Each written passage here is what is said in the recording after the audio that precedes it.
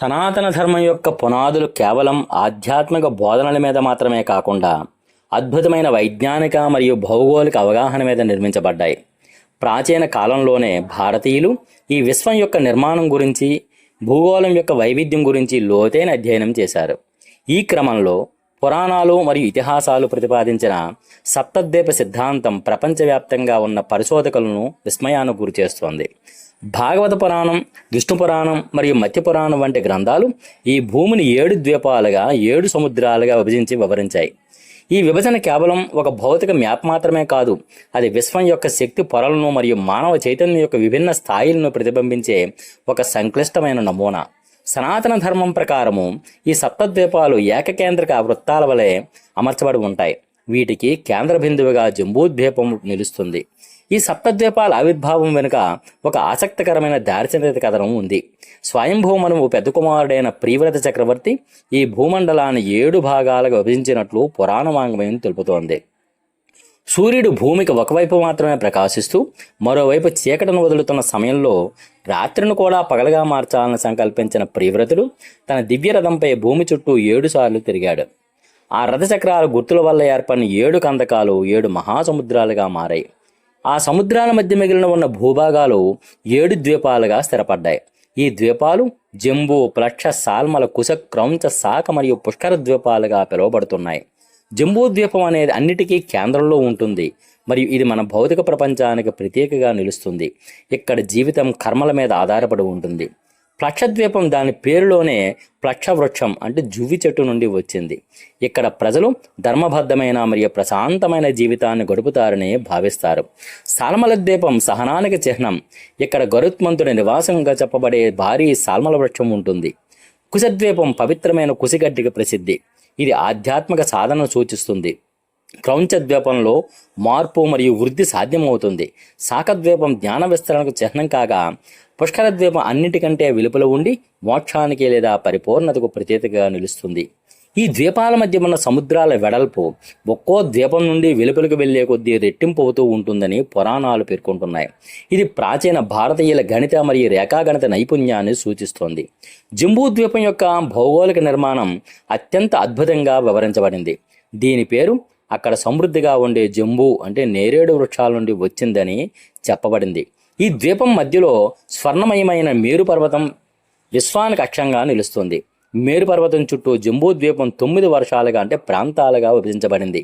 ఈ 9 వర్షాల అమరిక ఒక తామర పువ్వు రేకుల వలె ఉంటుందని వాటి పేర్లు ఇలా ఉన్నాయి: ఇలావృత, భద్రాస్వ, కేతుమూల, కురు అంటే ఉత్తర కురు, హిరణ్మయ, రమ్యక, హరి, కింపురుష మరియు భారతవర్షం.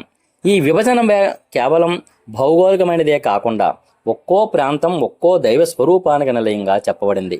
ఇలావృత వర్షం మేరు పర్వతం చుట్టూ ఉండి శివుని నివాసంగా ప్రసిద్ధి చెందింది. మనం నివసిస్తున్న ఈ భారతదేశం జంబూద్వీపంలోని భారతవర్షంగా గుర్తించబడింది. పురాణాల ప్రకారము సముద్రానికి ఉత్తరాన మరియు హిమాలయాలకు దక్షిణాన ఉన్న భూభాగమే భారతదేశం. దీని ప్రాధాన్యతను వివరిస్తూ భాగవత పురాణం భారతదేశాన్ని కర్మభూమిగా అభివర్ణించింది. మిగిలిన వర్షాలు కేవలం స్వర్గతుల్యమైన సుఖాలను అనుభవించే భోగభూములు మాత్రమే. కానీ భారతవర్షంలో మాత్రమే ఒక వ్యక్తి తన కర్మల ద్వారా మోక్షాన్ని సాధించగలడు. అందుకే దేవతలు కూడా ఈ పుణ్యభూమిలో మానవులుగా పుట్టాలను కోరుకుంటారని పురాణాలు ఉద్ఘాటిస్తున్నాయి. మన దేశం యొక్క ఆధ్యాత్మిక వైభవం ఇక్కడ ప్రవహించే గంగా, యమున, సరస్వతి, గోదావరి, కృష్ణ మరియు కావేరి వంటి పవిత్ర నదుల వల్ల, అలాగే మలయ, వింధ్య మరియు సహ్యాద్రి వంటి పర్వత శ్రేణుల వల్ల ఇనుమడించింది. రాజు భరతుడు ఈ దేశాన్ని ధర్మబద్ధంగా పాలించినందువల్ల దీనికి భారతవర్షం అనే పేరు వచ్చిందని విష్ణు పురాణం మరియు మత్స్య పురాణం వంటివి ధృవీకరిస్తున్నాయి. సనాతన ధర్మంలోనే కాకుండా భారతదేశంలో ఉద్భవించిన ఇతర మతాలైన జైన మరియు బౌద్ధ ధర్మాల్లో కూడా జంబూద్వీపం గురించి విపులమైన చర్చ జరిగింది. ఇది ప్రాచీన కాలంలో ఈ భౌగోళిక భావన ఎంత లోతుగా పాతుకుపోయిందో తెలియజేస్తుంది. జైన కాస్మోగ్రఫీ ప్రకారము జంబూద్వీపం మధ్యలోకంలో కేంద్ర భాగంలో ఉండే ఒక భారీ చక్రాకార ద్వీపం. జైన గ్రంథమైన జంబూద్వీప ప్రజ్ఞప్తి ఈ ద్వీపాన్ని గణిత శాస్త్ర ఖచ్చితత్వంలో వివరిస్తుంది. జైనుల ప్రకారము మేరు పర్వతం మధ్యలో ఉండగా ద్వీపం 6 పర్వత శ్రేణుల ద్వారా 7 క్షేత్రాలుగా విభజించబడింది. వీటిలో దక్షిణాన ఉన్నదే భారత క్షేత్రం. జైన తీర్థంకరులు ఈ జంబూ ద్వీపంలోనే అవతరిస్తారని, వారి ఆధ్యాత్మిక ప్రయాణం ఇక్కడే మొదలవుతుందని వారు నమ్ముతారు. జైన చిత్రలేఖనాల్లో జంబూద్వీపం ఒక దివ్యమైన మండల రూపంలో ప్రదర్శించబడుతుంది. ఇది ధ్యాన సాధనలో కీలక పాత్ర పోషిస్తుంది. బౌద్ధమత గ్రంథాల ప్రకారము మహామేరు పర్వతం చుట్టూ 4 మహాద్వీపాలు ఉంటాయి. పూర్వ విదేహ అంటే తూర్పు, అపర గోదానియ అంటే పశ్చిమ, ఉత్తర కురు అంటే ఉత్తర, మరియు జంబూద్వీపం అంటే దక్షిణ. బౌద్ధ దృక్పథంలో జంబూద్వీపం మనుషులు నివసించే ఖండం మరియు దీని ఆకారం ఒక బండి లేదా త్రిభుజం వలె ఉంటుందని వర్ణించబడింది. ఇది భారత ఉపఖండం యొక్క సహజ ఆకృతిని పోలి ఉంటుంది. బుద్ధుడు ఎప్పుడూ జంబూద్వీపంలోనే జన్మిస్తారని, ఎందుకంటే ఇక్కడ మాత్రమే మానవుల ధర్మాన్ని గ్రహించి నిర్వాణాన్ని పొందగలరని బౌద్ధులు విశ్వసిస్తారు. చైనా యాత్రికుడు హ్యుయాన్సాంగ్ తన పర్యటనలో జంబూద్వీపం యొక్క 4 దిశల పాలకుల గురించి పేర్కొన్నాడు. దక్షిణ భాగాన్ని పాలించేవాడు గజపతి, ఏనుగుల ప్రభువు అని, అది విజ్ఞానానికి మరియు ఆధ్యాత్మిక శుద్ధికి నిలయమని వర్ణించాడు. చారిత్రకపరంగా చూస్తే జంబూద్వీపం అనే పేరు కేవలం పురాణాలకే పరిమితం కాలేదు. దీనికి బలమైన శాసన ఆధారాలు ఉన్నాయి. మౌర్య సామ్రాజ్య చక్రవర్తి అశోకుడు తన శాసనాల్లో ఈ పేరును ఉపయోగించాడు.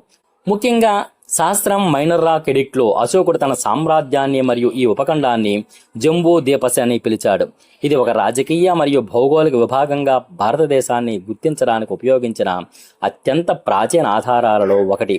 అలాగే కళింగరాజు ఖారవేలుడు తన హాదీ గుంఫా శాసనంలో భారతవశ అనే పదాన్ని వాడి దేశం యొక్క సమగ్రతను చాటి చెప్పాడు.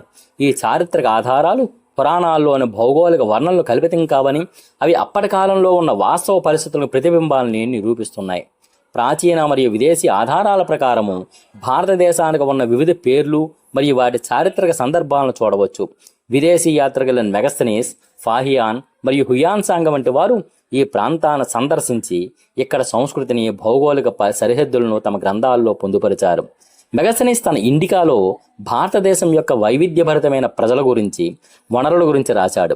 హ్యుయాన్సాంగ్ యొక్క సియుకి జంబూద్వీపంలోని బౌద్ధమత కేంద్రాలను, ముఖ్యంగా నలంద వంటి విశ్వవిద్యాలయాలను మరియు హర్షవర్ధన చక్రవర్తి పాలనను వివరంగా వర్ణిస్తుంది.